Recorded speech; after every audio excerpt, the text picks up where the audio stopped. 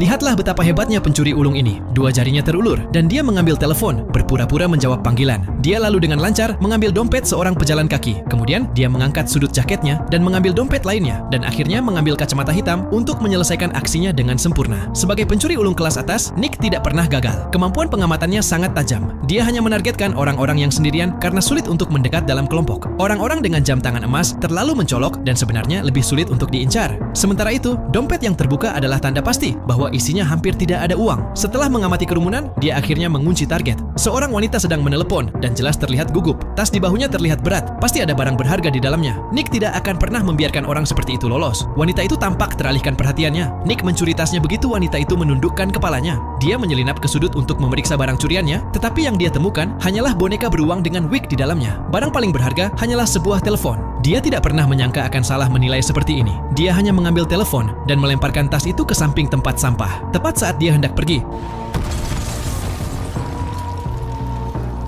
ledakan itu membuat Nick benar-benar linglung. Butuh beberapa saat baginya untuk bangun, melihat kekacauan di sekitarnya dan tempat sampah yang hancur berkeping-keping. Dia langsung menyadari ada yang salah dengan tas itu. Karena takut menimbulkan kecurigaan, dia berbalik dan lari. Insiden itu dengan cepat menjadi berita dan sebuah video yang mengancam muncul secara online. Seorang pria bertopeng mengklaim ini hanyalah serangan pertama. Dia akan meledakkan seluruh Paris dalam waktu 2 hari.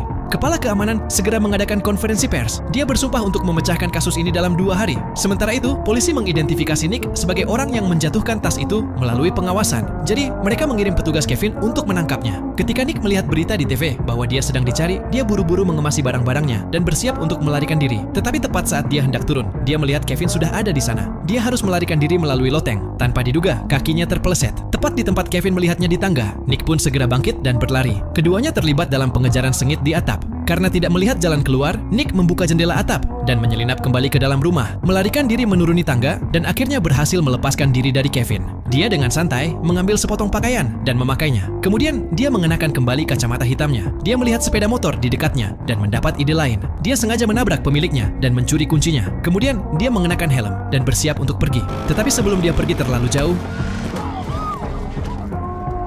dia dibawa kembali ke kantor polisi. Kevin menuntut untuk mengetahui mengapa dia menanam bom itu. Nick tidak punya pilihan selain menceritakan persis apa yang terjadi malam itu. Tetapi Kevin tidak mempercayai sepatah kata pun. Dia bahkan mengeluarkan pistolnya untuk menekannya. Tetapi Nick benar-benar tidak tahu apa-apa. Dia terus bersikeras bahwa dia hanyalah seorang pencuri. Jadi Kevin memutuskan untuk memberinya kesempatan untuk menunjukkan keahlian mencurinya. Jika kalian penasaran dengan kelanjutannya, silahkan tonton filmnya secara full. Film ini berjudul Bastille Day yang dirilis pada tahun 2016.